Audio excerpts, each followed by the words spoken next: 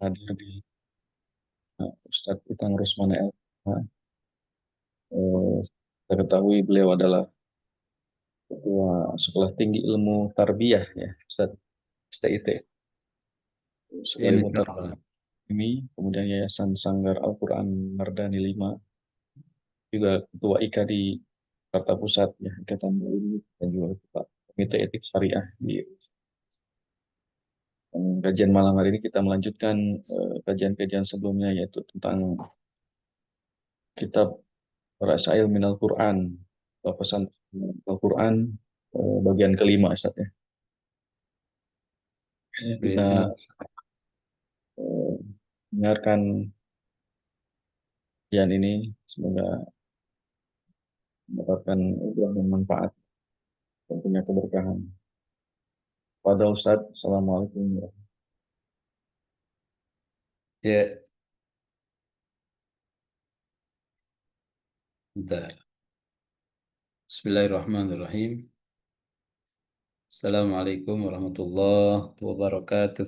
Waalaikumsalam warahmatullahi wabarakatuh. Alhamdulillahi rabbil alamin. Alhamdulillahi wa kafa wassalatu wassalamu ala rasulihil mustafa ahlul birri wal wafa. Ashhadu an la ilaha illallah wahdahu la syarika lah. Wa ashhadu anna Muhammadan abduhu wa rasuluhu alladzi la nabiyya ba'dah. Allahumma salli wa sallim wa barik ala Muhammad wa ala alihi wa sahbihi ajma'in. Amma ba'd.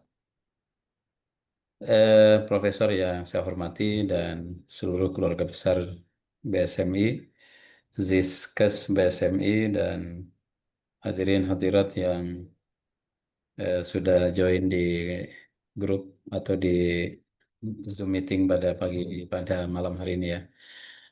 Kita lanjutkan kajian tentang kitab Rasail Minal Quran yang ditulis oleh Syekh Adham Syarqawi hafizahullah taala ya.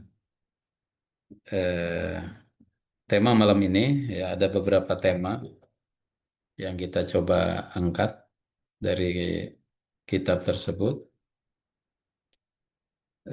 Tadabur-tadabur beliau ya, pengalaman-pengalaman beliau, cara memahami ayat-ayat, bahkan tidak ayat secara utuh, tapi penggalan-penggalan ayat Al-Quran ya, yang beliau pahami, kemudian beliau coba implementasikan gitu, di diukurkan dengan kenyataan yang sekarang terjadi.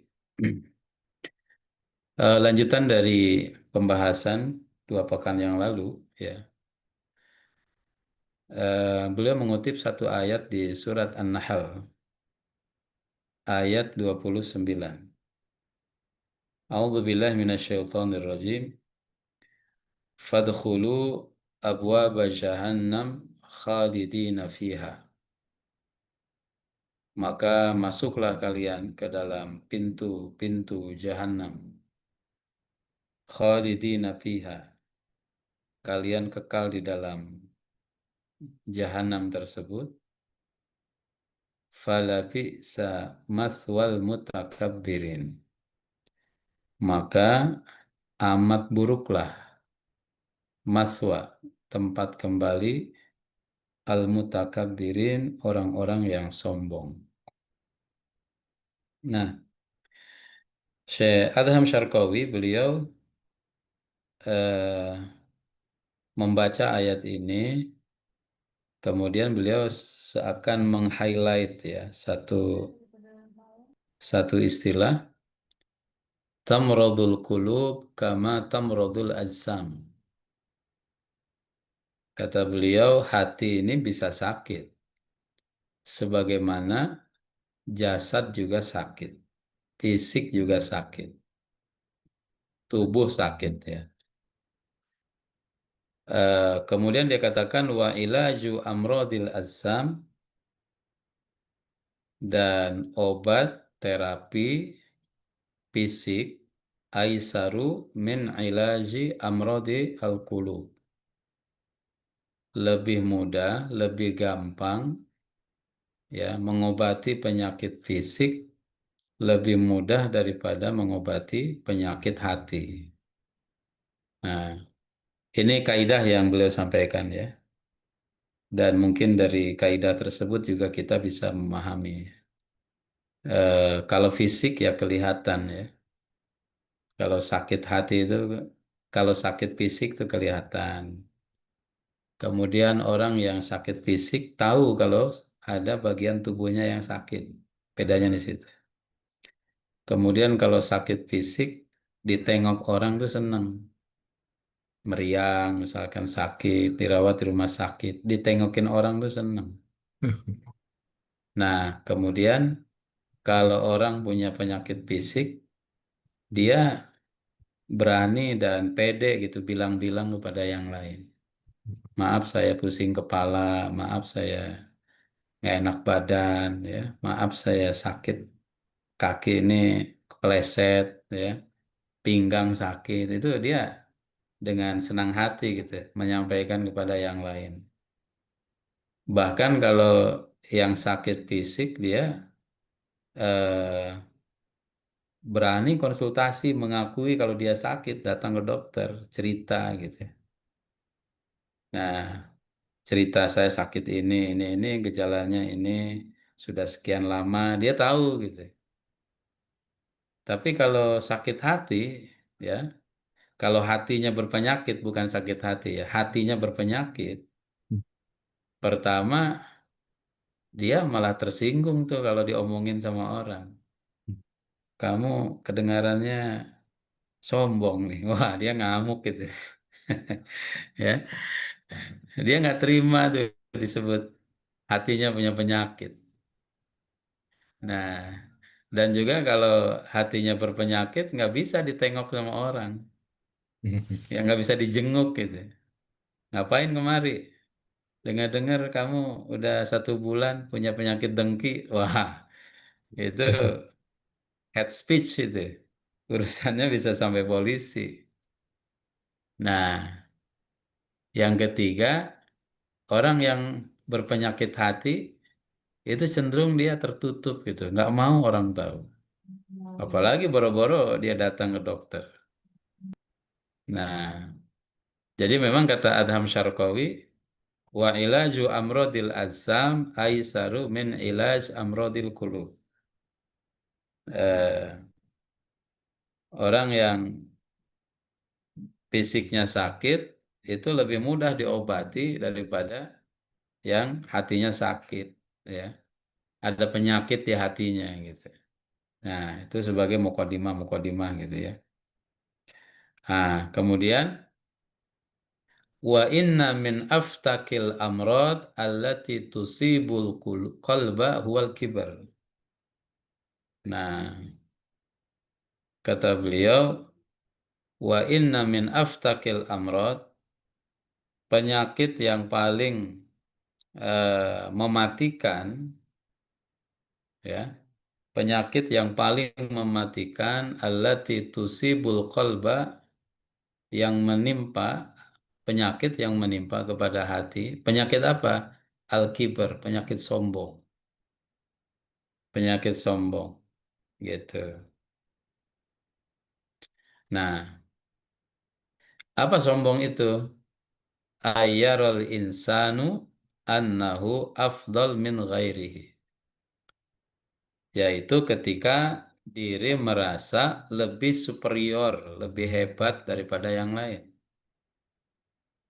Ya, merasa diri lebih hebat dari yang lain bisa babi malin utiyahu, bisa karena dengan standar kekayaan, au syahadah hasala alaiha, keilmuan, au wadhifah syagalaha, atau pekerjaan dan jabatan.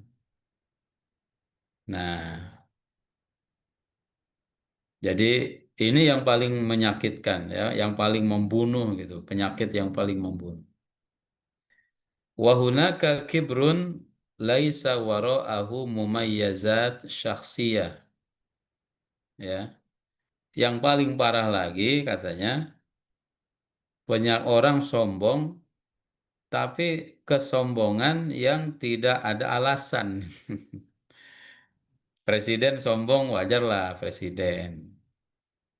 Orang kaya sombong wajar dia kaya. Ini yang paling parah, udah miskin sombong, ya. Udah bodoh sombong. Nah, udah melarat sombong pula. Nah, ini kata Syekh Adham, ya, aswa anwa'il kiber. Kesombongan yang paling buruk, sombong apa itu? Ya, sombong kuadrat gitu ya. Nah, dalam sebuah hadis Rasulullah Shallallahu Alaihi Wasallam sampaikan, wa fa fil hadis la yadkhulul jannata man kana fi qalbihi mithqala dzarratin min kibrin. Tak akan masuk surga ya bagi siapapun yang ada sombong dalam hatinya. Ya, dia nggak akan masuk surga ya karena kesombongannya. Makanya iblis laknatullah alaihi dia sombong kan. Itu kata Al-Quran, wa id qulna lil malaikati isjudu li Adam fasajadu illa iblis. Ya, aba wastakbar. Ketika kami bilang kepada malaikat, sujudlah kalian, maka seluruh malaikat sujud kecuali iblis. Apa alasan iblis nggak sujud? Aba, nolak perintah, bangkang. Apalagi wastakbaro, sombong. Ya, wa kana minal kafirin, maka dia termasuk orang kafir. Apa yang menyebabkan iblis sombong? Apa yang alasannya dia sombong? Digariskan dalam Al-Quran, ya, dia melihat dirinya lebih superior daripada Adam. Dia bilang kan begini, khalaqtani min narin wa khalaqtahu min tin. Ya Allah, engkau ciptakan aku dari api dan engkau ciptakan Adam dari tanah. Dia merasa api itu lebih hebat daripada tanah. Nah itu ayyaro nafsahu, dia melihat diri afdal min ghairihi, lebih hebat daripada yang lain. Nah, jamaah sekalian yang dirahmati Allah Subhanahu wa taala, maka diusirlah si iblis itu. Hari ini sifat yang begitu siapa itu? Ya Yahudi ya, Zionis itu. Ada dalam kitab Talmud mereka kan, mereka ada ayat mengatakan, katanya kalau Allah tidak menciptakan Yahudi di dunia, lama tola'ati syamsu minal masyrik. Tentu tidak akan terbit matahari dari timur.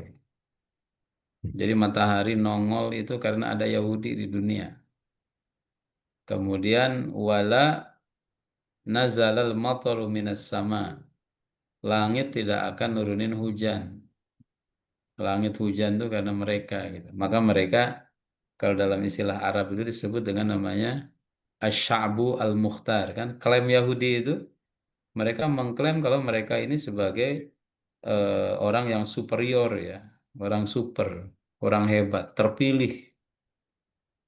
Kemudian dijawab juga sama ilmuwan dari Amerika ya atau dari mana. Kalian itu bukan bangsa terpilih. Kalian itu bangsa pelaku genosida katanya. Mana ada bangsa terpilih kemudian melakukan kejahatan. Nah, karena sifatnya itulah maka apapun ya mereka lakukan. Nauzubillah min dzalik. Dan sombongnya dalam Quran juga dibilang juga ya tentang sifat Yahudi itu. Yahudi dibilang oleh Allah Subhanahu wa taala, mereka bilang, kalaupun kami masuk neraka, lan tamassanan naru illa ayyaman ma'dudah. Kami nggak akan masuk neraka kecuali beberapa hari doang. Nah, ini dia kayak ya apa namanya? Kayak ordal gitu ya. Kayak punya ordal di neraka dia. Dia bilang kami diazab paling berapa hari kata dia. Kayak CS-an sama Mungkar Nakir. Sama malaikat Malik, nauzubillahi min dzalik. Dari situ maka berbuat semena-mena ya, berbuat semena-mena sehingga melampaui batas. Nauzubillahi min dzalik. Nah, jamaah sekalian dirahmati Allah, kita lihat nih, ada sahabat ketika dia ingin mengikis sifat sombong dalam dirinya itu. Siapa?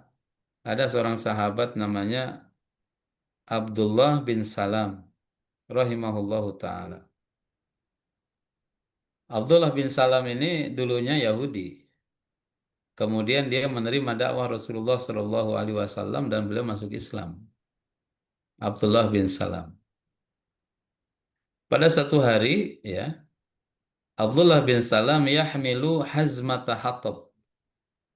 Beliau mikul satu ikat kayu bakar gitu. Bayangin Abdullah bin Salam ini ulama ya, di kalangan Yahudi itu ulamanya Yahudi. Kemudian ketika masuk Islam ya juga beliau menjadi orang hebat gitu, orang ternama. Pada suatu hari dia kelihatan mikul kayu bakar gitu, jamaah saya. Nah, ketika dia ya maksudnya nggak level lah sehebat beliau manggul kayu bakar, manggul kayu bakar. Kemudian ditanya faqila lahu alaisallahu qad agnaka, kan orang kamu ini orang kaya gitu. Kamu ini orang yang cukup. Kenapa kok sampai begini? Nyari kayu bakar sendiri. Ibarat kita hari ini kan para pejabat itu kayaknya jarang sekali nyentuh gagang pintu gitu ya. Pintu mobil dibukain, pintu rumah dibukain kan. Jarang gitu. Megang gagang pintu. Ibaratnya ada pejabat, ya di kita ada juga nih pejabat yang apa namanya? Sangat rendah hati ya. Sampai masuk ke gorong-gorong gitu kan dulu. Ada tuh ceritanya. Nah, ya kalau memang itu viewer itu keren banget.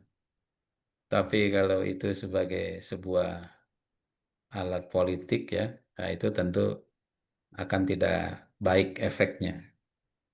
Nah, jarang misalkan makan nasi kotak gitu ya, eh, makan pakai tangan, itu apa namanya itu, ya dia supel gitu. Nah, Abdullah bin Salam itu ibaratnya pejabat lah, tapi dia beranikan diri itu jamaah sekalian. Dia manggul kayu bakar. Kemudian ditegur sama sahabatnya. Alaihissallahu qad adnaka. Kamu kan orang kaya. Kayaknya nggak pantas deh. Apa kata beliau? Bala, iya betul. Uang sih ada. Walakin aradtu an ukmi'a al-kibra. Ya. Tapi aku lakukan ini untuk mengubur kesombongan yang ada di dalam hati saya. Saya ingin mengubur kesombongan saya dengan melakukan perbuatan aktivitas yang nggak level gitu. Dalam rangka apa? Supaya saya nggak merasa sombong, nggak diagung-agung sama orang, dipuji-puji, disanjung-sanjung. Maka sesekali dia melakukan sesuatu yang memang biasa dilakukan oleh orang rendahan. Masya Allah ya, ini sosok Abdullah bin Salam, sahabat besar Rasulullah Shallallahu Alaihi Wasallam. Ibaratnya beliau melakukan terapi gitu, terapi jiwa supaya sifat sombongnya hilang. Maka dia lakukan dengan melakukan perbuatan-perbuatan tanda petik perbuatan rendahan. Ibaratnya misalkan ya, ketemu menteri nyangkul gitu tuh. Ada menteri nyangkul misalnya. Ada pejabat apa namanya? Nyabit rumput gitu ya.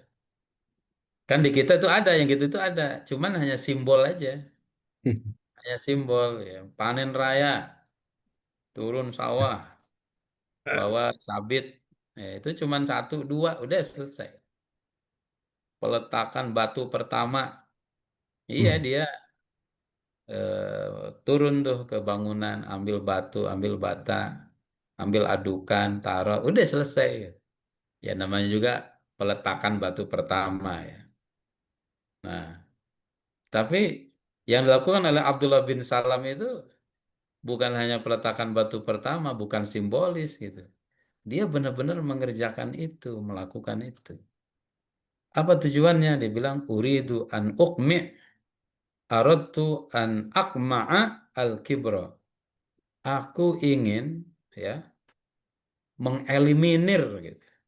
Mengeliminir sifat sombong yang ada di dalam hati. Keren ya. Ada juga jamaah sekalian, ada riwayat, ada ulama katanya tuh, ulama ya, para ulama. Kalau dia melakukan satu keburukan, maka dia mengkifarat diri, ya, menghukum diri.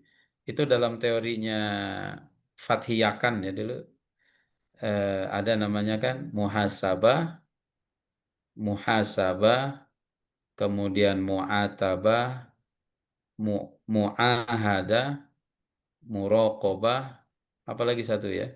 Ada di dalam tahapan perbaikan diri itu setelah melakukan muhasabah, melakukan kontemplasi dan evaluasi, ketika dia menemukan kesalahan, dia melakukan mu'aqobah, menghukum diri, mu'aqobah, ya. Dia menghukum diri gitu. Saya nih ada kesalahan nih setelah di muhasabah, maka dia hukum diri dengan kesadaran gitu. Apa di antara yang diriwayatkan? Ada ulama besar ketika dia melakukan satu keburukan, katanya dia ambil sikat, kemudian dia sikat tuh WC, toilet dia sikat. Ya, perbuatan yang memang nggak layak bagi seorang syekh gitu ya, seorang hebat jamaah sekalian. Ya, dia melakukan itu namanya yang disebut dengan namanya ya mu'aqobah. Untuk apa?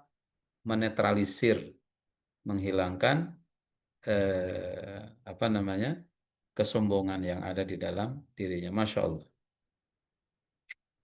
Kemudian jamaah sekalian, para hadirin, ustadz ustadzah, ya, Syekh Adham Syarqawi mengutip juga, mengutip satu ayat yang lain. A'udzu billahi minasyaitonir rajim. Wa anatil wujuhu lil hayyil qayyum. Ya. Wa anatil wujuh lil hayyil qayyum. Itu terdapat dalam surat Toha ayat 111 ya. Surat Toha ayat 111. Wa anatil wujuh lil hayyil qayyum. Maka semua wajah tertunduk di hadapan Allah. Al-Hayy Al-Qayyum yang maha hidup, Al-Qayyum yang berdiri sendiri, wa qad khaba man hamala zulma. Sungguh rugi orang-orang yang melakukan kezaliman. Apa yang di-highlight dari ayat ini, ikhwafillah yang dirahmati Allah, Bapak Ibu, itu tentang kezaliman. Kezaliman perbuatan zolim. Ya. Beliau mengatakan ma'abghadallahu subhanahu syai'an aksar minaz zulmi. Kata Syekh Adham Syarqawi, Allah Subhanahu wa taala tidak ya, Allah tidak murka kepada satu perbuatan menyimpang setelah zalim itu syirik. Allah tuh murka banget, marah sekali. Pertama syirik, yang kedua zalim. Ya. Nah, kemudian kata Adham Syarqawi, wa min bugdillahi subhanahu lizzulmi wal-zalimin, bentuk kemurkaan Allah kepada kezoliman dan orang-orang yang berbuat zalim itu apa? Annahu yastajibu doa al-kafiril madlum alal muslimil zalim. Allah mengabulkan doa orang kafir yang terzalimi melawan muslim yang berbuat zalim. Allah bela kafir yang terzalimi untuk mengalahkan muslim yang zalim. Gitu ya. Intinya Allah lebih membela yang terzalimi daripada yang berbuat zalim meskipun dia kafir. Nah, ketika Allah membela orang kafir, laisa hubban bil kafir. Itu bukan berarti Allah cinta, Allah senang kepada orang kafirnya. Wala bughdhan lil muslim. Bukan Allah murka kepada seorang muslimnya, bukan kepada Islamnya, bukan kepada kekufurannya. Walakin hubban lil adli wa bughdhan lil zulmi. Tapi yang Allah cintai itu adalah keadilannya. Dan yang Allah murkai itu adalah perbuatan zolimnya. Ikhwafillah yang dirahmati Allah Subhanahu wa taala, dalam bab ini ya, nggak main-main ini jamaah sekalian. Luar biasa sekali. Nah, mungkin perbuatan zolim itu ya perbuatan yang menyimpang dari syariat ya. Perbuatan yang melanggar syariat. Itu zolim. Mencuri zolim, membunuh zolim, korupsi zolim, nyakitin orang tua zolim, nyakitin orang lain zolim gitu ya. Judi zolim, mabok zolim, datang ke dukun perbuatan zolim. Ya banyaklah kezoliman-kezoliman. Buka aurat zolim, ngomongin orang zolim ya. Itu semuanya zolim tuh. Masya Allah. Jamaah sekalian, kalau baca beberapa postingan terakhir ya saya, apa misalkan jenis kezaliman hari ini ya, ya bulian tuh zolim tuh, membuli orang tuh zolim, menyakiti orang tuh zolim, bahkan yang disakiti sampai dia ingat gitu ya, sampai dia nggak melupakan tuh orang yang berbuat zolim sama dia, wah itu benar kerasa banget. Ada dua kisah ya, pertama kisah zaman dulu lah. Ini kisah berkenaan dengan Khalifah Harun ar-Rasyid rahimahullah. Ketika Harun ar-Rasyid dulu masih belajar ya, masih pelajar. Ya mungkin kalau di usianya tuh usia SD atau SMP gitu. Tiba-tiba pada suatu hari gurunya tuh mukul dengan tanpa sebab. Gurunya mukul Harun ar-Rasyid dengan tanpa sebab. Harun ar-Rasyid protes nggak digubris gitu. Ya, dia protes nggak digubris. Nah, jamaah sekalian, sampai keingetan terus. Sampai pada suatu hari Harun ar-Rasyid diangkat menjadi khalifah. Maka pertama-tama dia panggil gurunya dulu yang mukul gitu. Sekarang saya jadi khalifah. Ya, saya tanya kepada engkau guruku dalam posisi saya sebagai khalifah. Pertanyaan apa katanya? Kenapa dulu saya dipukul tanpa ada sebab? Nah, gurunya senyum. Ya, gurunya senyum kepada Harun ar-Rasyid. Kata gurunya, saya ingin mengajarkan kamu dua hal. Apa dia? Yang pertama, ya, kamu dapat pelajaran bahwasanya orang yang terzolimi, orang yang dizolimi, matanya tidak akan pernah tidur katanya. Ingat terus, dia nggak akan melupakan perbuatan zolim orang lain kepada dirinya. Itulah orang yang terzolimi, nggak akan pernah lupa kepada kezoliman yang dilakukan orang kepada dia. Terus pelajaran keduanya apa? Pelajaran keduanya, saya ingin ngajarin kamu. Sekarang kamu menjadi khalifah. Maka jangan sekali-kali kamu zolim kepada rakyat. Karena rakyat yang terzolimi tidak akan pernah tidur dari penguasa yang berbuat zolim kepada mereka. Itu aja alasannya kata beliau. Ngasih pelajaran. Karena ini anak raja ini. Putra mahkota. Satu saat nanti dia akan memegang jabatan paling tinggi di satu negeri menjadi raja. Supaya dia dapat pelajaran. Kalau jadi penguasa, jangan zalim.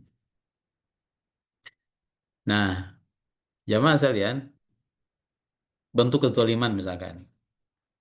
Jangan sekarang dulu ya. Jauh nih, tahun 90-93. Di era 90-93 itu, kan ada eh, pembantaian yang dilakukan oleh Serbia kepada rakyat Bosnia ya. Nah, di antaranya pada waktu itu Sarajevo, ibu kota Bosnia dikepung sama tentara Serbia. Ini saya, atau mungkin Bapak Ibu juga sudah tahu ya, ada pengadilan di Italia membuka file itu sekarang. Dia buka file, ada temuan bahwasanya di zaman itu ketika rakyat Sarajevo di diblokade ya, dikurung oleh tentara Serbia. Nah, ada fakta yang ditemukan bahwa orang-orang kaya dari Itali dan juga dari negara-negara Eropa yang lain, mereka ya datang ke Sarajevo untuk apa? Untuk senang-senang, untuk healing gitu kalau bahasa sekarang. Apa healingnya? Healingnya itu adalah dengan nembakin rakyat sipil yang lagi dikepung itu. Dan mereka bayar. Kalau bunuh satu orang sipil, satu warga sipil bayar 30.000 dolar zaman itu. Gitu. Nah ini lagi diusut itu ya, kasus itu lagi diusut. Nah, apa ya jamaah sekalian? Kan nggak kebayang sama kita itu. Ada orang kotak tuh isinya itu gitu. Dia nyari kesenangan dengan bunuh orang. Ibarat ngebunuh binatang gitu ya. Ngebunuh babi, ngebunuh rusa, nembak rusa. Berburu. Apa yang diburu? Manusia. Manusia siapa? Yang nggak punya dosa, yang punya salah. Rakyat sipil. Ya, dalam tangisan, dalam kepanikan, dalam suasana shock. Mereka senang-senang. Ini orang-orang kaya Eropa gitu. Itu bisa dilacak tuh di Twitter ya. Nah, itu mirip juga apa yang dilakukan oleh tentara Zionis kepada tawanan-tawanan di Palestina. Tawanan Palestina, tawanan Gaza. Apa yang mereka lakukan? Mereka memperkosa tawanan-tawanan dari Gaza. Di antara bentuk perkosaannya gimana? Supaya wanita muslimah ini mau melepaskan pakaian, itu mereka bawa anjing, ya, anjing galak gitu. Eh, Kemudian anjingnya mau nerekam atau dengan suara, sehingga muslimah ini takut dan dia buka baju kemudian diperkosa. Ya, dia bilang tidak ada yang kepikiran di kepala saya kecuali ingin cepat mati gitu ya. Masya Allah. Ini kan kezoliman yang Masya Allah. Ya, Allah nggak akan tinggal diam dengan orang-orang yang berbuat zalim. Nah, jamaah sekalian dirahmati Allah, maka ini apa namanya ngeri sekali ya kata Imam Ibnu Taimiyah itu, innallaha yansuru ad-daulah al-kafirah al-adilah ala daulah al-muslimah az-zalimah. Allah menolong negara kafir yang adil melawan negara muslim yang zalim. Bukan muslim atau kafirnya di sini, tapi siapa yang melakukan keadilan dan siapa yang melakukan kezaliman. Allah tuh akan nolong yang berbuat adil. Allah tidak akan membela yang berbuat zalim, meskipun dia muslim. Makanya dalam Islam ya sangat ketat sekali ya dengan nilai-nilai keadilan. I'dilu huwa aqrabu littaqwa. Berbuat adillah karena perbuatan adil ya mendekatkan kepada ketakwaan. Nah, Bapak Ibu yang dirahmati Allah Subhanahu wa taala, ada kisah menarik ya yang dikutip oleh Syekh Adham Syarqawi. Ada orang nulis ngirim surat kepada Abdullah bin Umar radhiyallahu an. Dia permintaannya begini, uktub ilayya bil ilmi kulli. Wahai Ibnu Umar, tolong tuliskan bagi kami seluruh ilmu. Ya, misalnya ya seluruh ilmu itu maksudnya intinya ilmu itu apa sih gitu. Intinya ilmu itu apa yang mesti saya pegang? Ilmu ini banyak, coba tulis intinya itu apa? Kata Ibnu Umar tuh begini, innal ilma katsir, ilmu tuh banyak. Tapi yang lebih penting kata beliau, walakin inistata'ta an talqiyallaha khafifaz zahri min dima'il muslimin, min dima'in nas. Tapi yang penting itu kata Ibnu Umar, ya, lakukanlah semampumu. Pertama apa? Ya, semampunya. Jangan sampai punggungmu terbebani dengan masalah, dengan dosa karena pernah menumpahkan darahnya kaum muslimin. Ya. Jangan sampai bunuh seorang muslim. Jangan sampai bunuh manusia. Ya. Jangan sampai kalau engkau bisa tidak bunuh orang, itu lakukan sekuat mungkin. Jangan sampai bunuh orang lain. Bunuh manusia. Tentunya tambah salah. Yang kedua apa? Khamisol batni min amwalihim. Jagalah sebisa mungkin agar tidak ada asupan yang masuk ke perut dari harta orang lain secara zalim. Kalau bisa jangan sampai ada aset, ada makanan yang masuk ke perut kita, tapi statusnya nggak jelas. Ini harta apa ini? Kalau bisa itu lakukan katanya. Kemudian yang ketiga apa? Kafan lisanaka min a'radhihim. Tahan lidahmu, mulutmu dari membicarakan, membahas aib-aib orang lain. Ya, kehormatan orang lain. Anda kalau bisa jangan sampai lidah ini, mulut ini mengucapkan kata-kata yang merendahkan kehormatan orang. Ya, merendahkan orang lain, menghina orang lain. Sebisa mungkin jaga kata Rasul, kata Ibnu Umar. Yang keempat dia bilang laziman li amri jama'atihim. Sebisa mungkin komitmen dengan jamaah, komitmen dengan organisasi ya. Komitmen dengan kru ya, dengan yayasan misalnya. Dengan pengajian ya. Dengan organisasi gitu. Kalau engkau bisa melakukan itu, punggungnya ringan dari beban dosa karena tidak menumpahkan darah manusia. Perutnya kosong dari harta yang statusnya nggak jelas. Lisannya terjaga dari merendahkan kemuliaan orang lain. Dan juga dia komitmen hatinya untuk hidup secara berorganisasi, ya, berjamaah. Kata Ibnu Umar, ya, faf'al Kalau kau bisa itu lakukan aja itu. 4 hal katanya. Setelah itu dia bilang wassalam ya. Wassalam. Nah, jamaah sekalian tentu 4 poin ini wanti-wanti dari perbuatan zalim. Ya, wanti-wanti dari perbuatan zalim.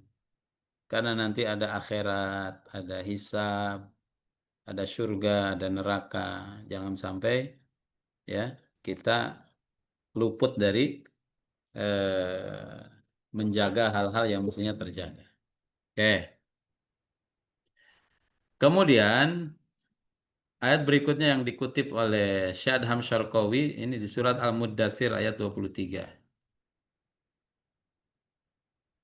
Itu mengutip ayat summa adbara wastakbar. Kemudian dia berpaling dan dia sombong. Nah, yang di-highlight sama beliau dari ayat ini apa? Farkun kabirun bainalladzi yaf'alul ma'siyah dha'fan wa huwa munkasir wa baina may yaf'aluha wa huwa mustakhfun biha mustakbirun. Ada perbedaan besar antara pelaku maksiat dengan mengakui kelemahan jiwa dan penuh sesal dengan yang pelaku maksiat yang bersikap menyepelekan dan sombong. Ini penting jamaah sekalian. Ya, ini bagus sekali ya pemaknaan perenungan yang luar biasa. Dia bilang begini, ya, ada orang berbuat dosa. Alladzi yudnib patansahuhu. Ada orang berbuat dosa kemudian kita nasihati. Yang dinasehatin itu ada 2 kondisi. Yang pertama, ketika dia dapat nasihat, ya ada orang yang meresponnya begini, ud'uli kata dia. Ya doakan aku. Faqad golabatni syahwati. Aku telah dikalahkan oleh syahwatku. Wa waswasali asyaitonu. Setan membisikkanku. Wa zayyanat li nafsi. Dan jiwa ini menghias diri agar mudah melakukan dosa itu. Jadi dengan ungkapan ini dia ada penyesalan. Dia ada penyesalan, dia ada pengakuan kalau itu dosa, itu nggak baik. Cuman posisinya itu dia lemah gitu. Nah, ada juga katanya yang berbuat dosa tetapi sikapnya begini. Yakhtalifu katsiran anil ladzi yudnib ya. Beda dengan orang yang berbuat dosa, dinasehatin ngomongnya begini. Wamal muskilah. Emang salah saya apa? Emang nggak boleh. Saya judol misalnya. Salah saya apa? Innaha hayatun wahidah istamti biha ya rajul. Dia bilang hidup cuman sekali bro. Ya, hidup cuman sekali. Lo nikmatin hidup. Masya Allah. Tentu beda nih yang kedua ini. Nggak ada rasa nyesal-nyesal. Al-awwal awwadathu ilallahi sahlah. Audatuhu ilallahi sahlah. Kalau yang pertama, balik lagi kepada Allahnya itu mudah. Karena hatinya sudah ada pengakuan dan dia siap kembali. Ya, li'anna muskilatahu fi jawarihi karena masalahnya itu ada di anggota tubuhnya. Wasani audatuhu ilallahi sa'bah. Tapi kelompok yang kedua ini balik lagi kepada Allah itu sulit. Li'anna muskilatahu fi qalbi. Karena masalahnya ada pada hati dia. Hatinya nggak nerima. Wa kana Sufyan bin Uyainah yaqul, ya, ulama hebat Sufyan bin Uyainah mengatakan mangkanat maksiatuhu bisyahwah farijun lahul khair. Ya, dia bilang kalau ada orang maksiat ya dan maksiatnya itu ada pada syahwatnya dia fariju lahul khair. Ya, fariju lahu khair, lahul khair. jalan keluarnya insya Allah baik. Wa man kanat maksiatuhu fil kibri fakhisha alaihi. Tapi kalau maksiatnya itu ada dalam kesombongan, hatinya memang nggak ngakuin dia salah, maka buruklah dia. Lianna Adam alaihi salam asa mustahiyan. Ya, Adam itu kata ya Sufyan bin Uyainah dia dulu berbuat salah, berbuat dosa. Apa yang menyebabkan dia dosa, dia salah? Mustahiyan, dia ngikutin selera, ngikutin hawa nafsu. Ujungnya apa? Faghfirolahu, diampuni. Wa iblis asa mustakbiron falu'ina. Sementara iblis dosanya itu di hatinya dia. Maka dia dilaknat Allah Subhanahu wa taala, ya, dia takabur. Makanya dia juga dilaknat, ya, dan dia tidak mendapatkan ampunan dari Allah Subhanahu wa taala. Bapak Ibu sekalian, mungkin itu dulu ya. Berapa tema kita nih? 3 tema ya. 3 tema pada malam ini. Mudah-mudahan bisa ada hikmah yang bisa kita petik ya. Wallahu a'lam bishawab. Saya kembalikan kepada dokter moderator kita. Tafadhal masyhur. Barakallahu fiik. Ustaz, terima kasih atas sarannya atau yang diberikannya. Kalau saya mau kata tadi ada cerita tentang bin Salam ya, seorang Yahudi yang mau memikul kayu bakar ya untuk mengurus omongan. Nah itu hal yang tersebut kan itu sama sepahamnya seperti Bang Khalifah Umar ya yang mau memikul apa eh, beras atau gandum bagikan kepada namanya kepada rakyatnya gitu ya. Hmm. Nah ini ada juga yang disampaikan bahwa Allah akan menolong atau mengabulkan doanya orang kafir yang terzalimi melawan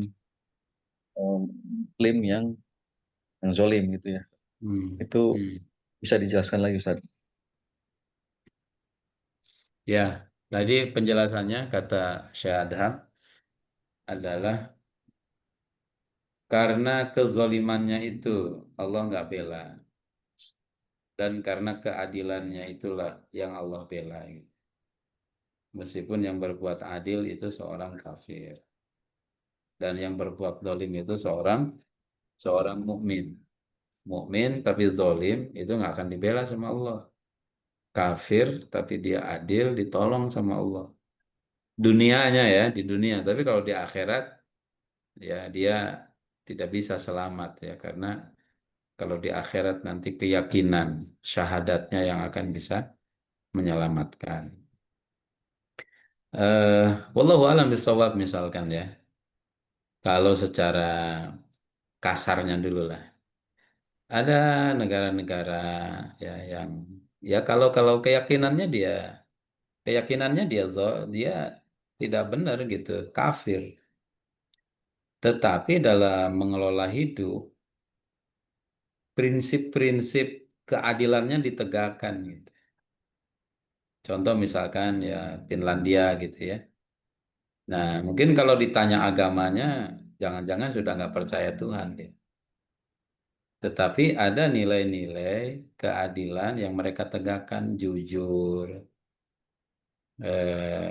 profesional ya, kemudian apa namanya, peduli gitu. Nah, Allah jaga itu dia, Allah jaga seperti itu. Nah, dan ini Bapak Ibu yang dirahmati Allah terlihat hari ini ya. Jadi dengan kasus Gaza itu membuka mata kepala dunia sehingga mereka menyadari posisi mereka di mana mereka harus membela kepada rakyat yang terzolimi itu hari ini sangat luar biasa. Wallahu alam. Baik, baik Ustaz, ada Silakan pertanyaan dari Dokter Prita, silakan. ya Bu Dokter, monggo silakan. Ya, Assalamualaikum warahmatullahi wabarakatuh. Waalaikumsalam warahmatullahi wabarakatuh. Ya, sebetulnya bisa mirip-mirip tadi itu saya juga mau nanya yang mirip dengan Bapak Moderator. Jadi ada negara kafir, tetapi tidak dolim dan sebaliknya. Nah, kalau negara itu yang kita lihat pemerintahnya atau rakyatnya. Karena yang sekarang kita jumpai rakyatnya itu kalau contoh Palestina ya contoh. Rakyatnya mayoritas membela Palestina tetapi pemerintahnya tidak. Hmm, hmm, Itu yang banyak. Kalau kebalikannya agak jarang. hmm, Nah, hmm, dan ini juga kita lihat fenomena yang kita jumpai di Eropa ternyata jumlah mualaf naik 400% atau 4 kali lipat ya. Nah, di mana kedudukan negara-negara itu dan bagaimana dengan kalau diterapkan di Indonesia? Karena seorang pemimpin negara itu kan otomatis dia menanggung beban dari seluruh rakyatnya ya. Dan dia bergerak apa yang dia kerjakan itu seluruh rakyatnya itu akan ditanggungnya dan dia akan mempertanggungjawabkan nanti di hadapan Allah. hmm. Jadi mana yang kita lihat rakyatnya atau pemerintahnya? Ya, ya, ya, ya. Demikian Ya, Ustaz. Terima kasih. ya. Assalamualaikum. Assalamualaikum warahmatullahi wabarakatuh. Ya, negara itu punya apa? Mungkin punya undang-undang, punya aturan main, ya, punya filosofi dia. Nah, negara adil meskipun kafir, ketika mereka komitmen dengan prinsip-prinsip ya tanda petik ya keadilan universal atau perilaku akhlak universal ya. Ya, akhlak universal itu misalkan dia punya aturan-aturan itu ditegakkan dan aturan tidak apa?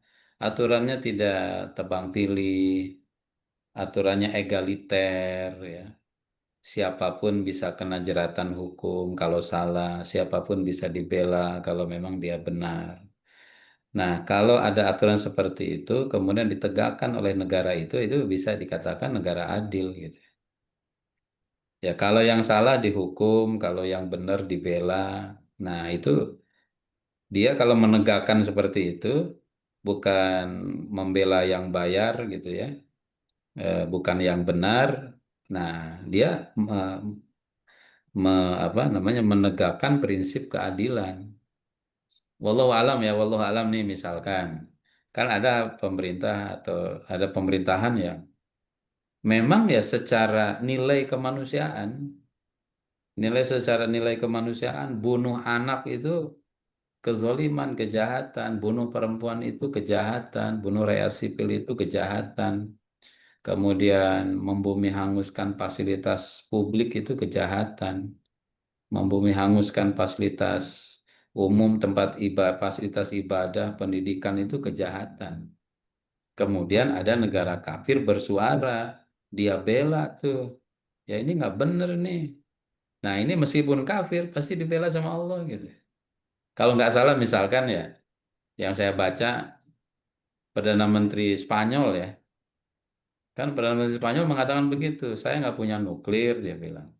Saya nggak punya nuklir, saya nggak punya senjata canggih, saya nggak punya kapal selam, tapi saya tidak akan membiarkan kalau ada masyarakat sipil dibunuh, dibantai, dianiaya, dilaparkan. Menurut saya, nah ini nih yang menegakkan keadilan. Dia menegakkan keadilan gitu. Beda halnya sama Perdana Menteri atau Kanselir Jerman tuh. Kemarin kalau nggak salah Kanselir Jerman ke Turki ya atau ke mana gitu. Sempat debat sama Erdogan. Nah, statement dia itu apa? Belum apa-apa dia berstatement, saya akan bela Israel kata dia. Ya, kita bersama Israel. Nah, ini zalim nih. Kenapa zalim? Karena dia menutup mata dengan apa yang dilakukan sama si Israel itu. Dia tidak objektif gitu melihat. Israel ini sudah bunuh rakyat, sudah bunuh masyarakat sipil, menghancurkan infrastruktur. Nah ini kan nggak benar pakai hukum apapun. Nah ini zolim nih, udah kafir zolim gitu. Nah gitu tuh, itu yang saya paham. Allah itu akan bela tuh, ya akan tolong gitu dalam hadis tersebut itu. pemimpin kafir atau negara kafir meskipun dia seorang kafir, tapi dia adil. Sebaliknya, mohon maaf misalkan ya, kalau ada negara dia agamanya Islam, ya, tapi dia tidak bisa melihat keadilan yang hakiki, gitu. Ya, mau pakai kacamata apa gitu, dikatakan benar kalau rakyat sipil dibunuh, kalau ibu-ibu dibunuh, ya, kalau apa namanya infrastruktur penunjang kehidupan ini dihancurkan. Tapi dia masih belain tuh, seandainya gitu, dia belain tuh perbuatan dolim itu. Nah, meskipun dia Muslim, maka dia dolim, nggak akan dibela dan nggak akan dimenangkan oleh Allah Subhanahu Wa Taala. Gitu ya, itu yang saya pahami begitu dok. Nah, bagaimana dengan masyarakat yang pro gitu, pro dengan keadilan dan lain sebagainya? Secara prinsip kemasyarakatan mungkin pribadinya itu pribadinya ya, tanda petik Allah Subhanahu wa taala akan berikan kemudahan, akan Allah tolong ya, karena keberpihakan mereka, si rakyat ini, si person-person ini dengan nilai-nilai keadilan, Allah akan ya. Wallahu a'lam bishawab. Gitu mungkin Allah. Pak MC, wallahu a'lam. Ya, nggih. Iya, ya, baik Ustadz. Iya, Jazakumullah khair. iya, iya, iya dok. Ya, ini saya bacakan lagi dan kafir lamun adil menemukan operator secara itu membela yang benar bukan yang membela yang bayar. Yang baik, ada lagi yang bisa didiskusikan atau pertanyaan kepada teman-teman sekalian ke Prof. Insya Allah. Basuki. Kok jazakumullah khair. Iya, Prof. Oh, dengan nanya tuh. Oke. Luar biasa. Mhm. Ya, ya.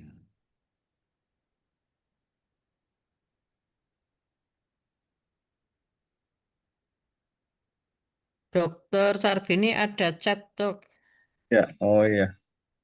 Ini dari saya bacakan ya. Dari Elisa. Waalaikumsalam Ustaz. Saya Elisa ingin bertanya bagaimana cara kita menyusul saat bertemu dengan orang yang sombong. Dan yang kedua, jika ada orang yang zalim, selalu berdoa karena mengingat rasa sakit yang masih membekas karena pernah dizalimi, lalu bagaimana dengan orang yang menzalimi itu agar bisa sadar dengan apa yang diperbuat. Hmm. Terima kasih Ustaz. Ya. Nomor 2 dulu ya. Nomor 2 itu ada hadisnya. Ada hadis 3 doa yang nggak akan ditolak sama Allah. Di antaranya doa orang zalim. Ya, doa orang tua kepada anaknya. Kemudian apa namanya? Doa orang tua kepada anaknya. Doa ul walidain ala ibnihi. Ada riwayat doa orang yang safar ya. Kemudian yang doa orang puasa sampai dia berbuka, doa ushaim hatta yuftir. Kemudian doa ul madlum, doanya orang terzolimi. Fa innahu laisa bainahu wa bainallahi hijab. Doa orang terzolimi tidak ada tirai antara dia dengan Allah Subhanahu wa taala. Memang keren ini yang terzolimi itu. Doanya itu langsung menembus batas itu. Mungkin bertanya lagi, kan Gaza terzolimi ya 2 tahun. Kok belum kelihatan misalkan tanda-tanda kemenangan? Nah, kalau kapannya kita serahkan aja sama Allah. Allah akan memberikan ijabah pada waktu yang tepat berdasar ilmu Allah Subhanahu wa taala, bukan berdasar request dari kita. Kita ingin requestnya segera misalkan. Ya kita nggak tahu tuh di balik itu hikmahnya apa. Allah yang maha tahu. Nanti Allah akan berikan punishmentnya itu pada saat yang tepat sesuai dengan ilmu Allah Subhanahu Wa Taala. Yang kedua, bagaimana dengan orang zalim agar bisa sadar dengan apa yang diperbuat? Maka di sini lakukan, ya, ud'u ila sabili rabbika bil hikmah, pakai dakwah, kita dakwahi, ya, kita sampaikan. Makanya ada satu hadis mengatakan afdolul jihad kaulu haqqin inda sultanin jair. Jihad yang paling hebat menyampaikan kebaikan, kebenaran di depan penguasa yang zalim. Ya, ngingetin gitu itu keren sekali. Nah, cara mengingatkannya tentu dengan cara yang baik-baik, cara hikmah, cara bijak. Sebagaimana nasihat Imam Syafi'i, ya. Kalau saya salah, kata Imam Syafi'i, nasihati saya ketika saya sendiri. Jangan di depan halayak ramai. Kalau engkau nasihati saya di depan halayak ramai, itu sama dengan membuka dan membongkar aib-aib saya. Eh, Kemudian yang pertama, bagaimana cara kita menyikapi saat bertemu dengan orang yang sombong. Pertama, kita jangan ke bawah sombong, ya. Kemudian yang kedua, ya nasihati kalau memang itu sombong. Kita peringatkan, ya, diperingatkan, dinasihati dengan cara yang bisa kita lakukan, gitu. Eh, tapi tanpa debat kusir, ya, tanpa debat kusir. Kalau ada juga ungkapan mengatakan at-takabbur alal mutakabbir sodakoh, katanya. Sombong kepada orang sombong itu sedekah, ya. Sombong kepada orang sombong itu adalah sedekah, kata. Wallahu alam, ini secara riwayatnya apakah benar dari Rasulullah Shallallahu Alaihi Wasallam atau tidak. Perlu kita cek lagi riwayatnya. Intinya, ya, kalau ketemu sama orang sombong, pastikan kalau kita tidak termasuk kepada kategori dia nih, jangan sama-sama sombongnya. Kemudian yang kedua, kita berusaha mendakwahi dia, pakai dakwah bagaimana supaya dia menyadari kesombongannya, menjadi orang yang tawadu, ya, menjadi orang yang rendah hati, menjadi orang yang berserah diri kepada Allah Subhanahu wa taala. Kalau dia nolak atau nerima, udah bukan urusan kita, ya. Itu innama anta mudzakir. Kita hanya punya tugas untuk menyampaikan saja. Lasta alaihim bimusaitir. Kita tidak punya kewenangan untuk menguasai hati mereka supaya beriman, supaya sadar. Serahkan kepada Allah Subhanahu wa taala, ya. Itu kalau kita baca banyak kisah-kisah yang seperti itu. Sudah berliku, ya, baru ternyata kembalinya kepada Allah itu Masya Allah. Dengan cara yang sangat indah sekali, ya. Dengan cara yang sangat luar biasa. Ya, seperti halnya sahabat-sahabat Rasulullah SAW. Ya, Rasul bisa sabar. Misalkan ada sosok namanya. Dulu Abu Sofyan itu pemimpin hebat, pemimpin luar biasa. Nah, tetapi dengan sabarnya Rasul, dengan keteladanan Rasulullah, dengan bijaknya Rasulullah, akhirnya juga dakwah itu sampai kepada dia dan dia bisa memeluk Islam dan setelah itu hebat keislamannya, ya. Wallahu a'lam bishawab. Itu Dokter Sarbini yang bisa ditanggapi. Mohon maaf kalau ada yang kurang pas. Barakallahu fiik. Ustaz. Kali masih ada yang didiskusikan pertanyaan, masih ada waktu. Ini masih ada lanjutannya Ustaz ya untuk masail Quran ini ya. Untuk Ini masih mungkin setahun nggak habis ini. sudah habis ya. Ya, baik. Iya, insya Allah nggak apa-apa pelan-pelan. Insya Ini Allah. jadi Iya. sifat yang tentang omongan ini harus kita kubur ya atau kita hilangkan dari dalam diri kita. Baik, kalau memang tidak ada pertanyaan lagi, marilah kita akhiri dan kita tutup kajian malam hari ini dengan membaca Qur'atul Majid. Subhanallah wa bihamdihi. Asyhadu an la ilaha سبحانك اللهم وبحمدك وبحمدك أشهد أن لا أشهد إله أن لا إلا إله أنت إلا أنت أستغفرك أستغفرك وأتوب إليك. وأتوب إليك. Assalamualaikum warahmatullahi Waalaikumsalam warahmatullahi wabarakatuh. Salam. Jazakumullah khair, Ustaz. Warahmatullahi wabarakatuh. Ya, Waalaikumsalam sama-sama. warahmatullahi wabarakatuh Dokter. semuanya. Kasih. Eh, Hatur nuhun.